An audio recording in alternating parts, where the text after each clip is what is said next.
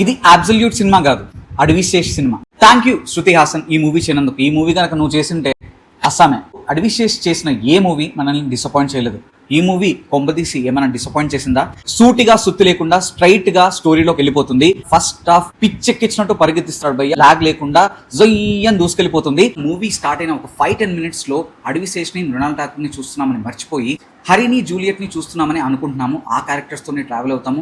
కొన్ని సీన్స్ మనం ఆల్రెడీ ముందు సినిమాలో చూసినట్టే అనిపిస్తాయి. మృణాల్ ఠాకూర్ యాక్టింగ్ ఇరగ తీసి అవతల పడేసింది. సెకండ్ హాఫ్ లాగ్ అనిపిస్తుంది, ప్రెడిక్టబుల్ గా అనిపిస్తుంది, కొన్ని సీన్స్ రిపిటేటివ్ గా అనిపిస్తాయి. But towards the end emotional గా గానీ మంచి ట్విస్ట్ తో ఎండ్ చేశారు. ఒక సాలిడ్ ఫీల్ తో బయటకు పంపిస్తాడు.